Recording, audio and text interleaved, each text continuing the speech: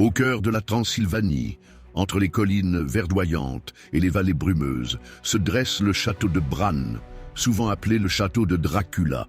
Ce lieu mythique, célèbre pour son architecture médiévale, est un témoin silencieux des horreurs passées qui se sont déployées dans cette région, autrefois marquée par la guerre et la traîtrise. Ce château, avec ses tours élancées et ses murs de pierre épais, est devenu le symbole de la légende de Dracula.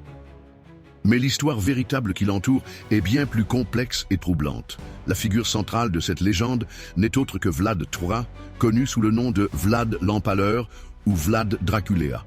Né en 1431 à Sighișoara, une ville médiévale roumaine classée au patrimoine mondial de l'UNESCO, Vlad était le fils de Vlad II Dracul, membre de l'Ordre du Dragon, une confrérie chrétienne dédiée à la lutte contre l'expansion de l'Empire ottoman. Cette appartenance à l'ordre a façonné sa vie et son destin. En tant qu'héritier, Vlad a été plongé dans un monde de conflits politiques, de trahison et de lutte de pouvoir dès son plus jeune âge. Vlad a passé une partie de sa jeunesse en captivité auprès des Ottomans, une expérience qui a laissé des traces profondes sur son caractère. À son retour en Valachie, il a découvert que son trône avait été usurpé par des ennemis. Pour récupérer son royaume, Vlad a fait appel à des méthodes brutales.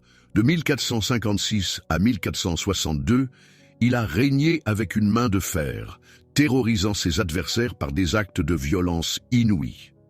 C'est pendant cette période qu'il est devenu célèbre pour ses exécutions publiques, souvent par empalement. Les récits historiques font état de dizaines de milliers de victimes, notamment des nobles et des paysans, qui ont subi son ire.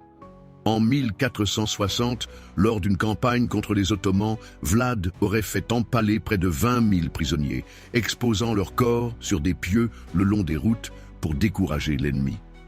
Ces actes de cruauté, bien que motivés par une volonté de défendre son territoire, ont contribué à forger son image de tyran sanguinaire.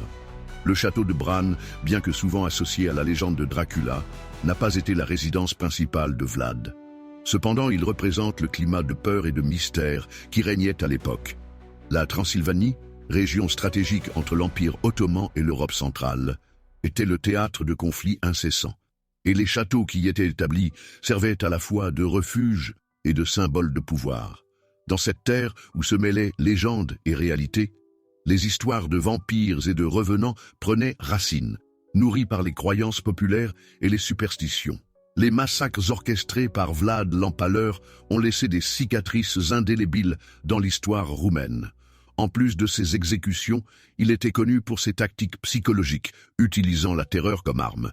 Par exemple, il aurait invité des nobles à un banquet avant de les faire emprisonner ou exécuter. Ces événements ont créé une atmosphère de méfiance et de peur, et son nom est devenu synonyme de cruauté. Mais derrière cette image de tyran se cache également un homme complexe. Vlad était un stratège astucieux, cherchant à unifier la Valachie et à la protéger des menaces extérieures. Il a introduit des réformes administratives et économiques qui ont contribué à la stabilité de son royaume, bien que ses avancées aient été éclipsées par ses actes de violence.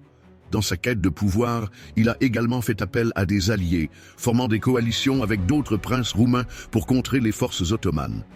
Le personnage de Vlad a traversé les siècles, oscillant entre héros national et monstre sanguinaire. Cette dualité a été exploitée par Bram Stoker dans son roman Dracula, publié en 1897, qui a popularisé le mythe du vampire moderne.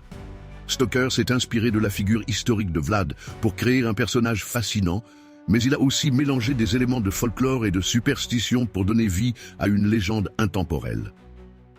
Le comte Dracula, avec son charme mystérieux et son insatiable soif de sang, est devenu une figure emblématique, représentant les peurs et les désirs de l'humanité. Aujourd'hui, le château de Bran attire chaque année des milliers de visiteurs, désireux de découvrir les lieux qui ont inspiré des histoires de vampires. Les touristes parcourent ces couloirs sombres, admirant ces artefacts médiévaux et s'imaginent vivant à l'époque de Vlad l'Empaleur. Cependant, derrière la façade touristique se cache une histoire bien plus sombre, une réflexion sur la nature humaine, le pouvoir et la cruauté. Les vestiges de cette époque troublée persistant dans les mémoires et les traditions des habitants de la région. Les histoires de vampires et de créatures nocturnes continuent d'enflammer l'imagination collective, rappelant que le folklore, bien qu'il soit parfois embelli, trouve ses racines dans des événements réels et tragiques. La légende de Dracula ne se limite pas à un simple récit d'horreur. Elle évoque des thèmes universels de pouvoir, de rédemption et de l'ombre qui hantent chaque être humain.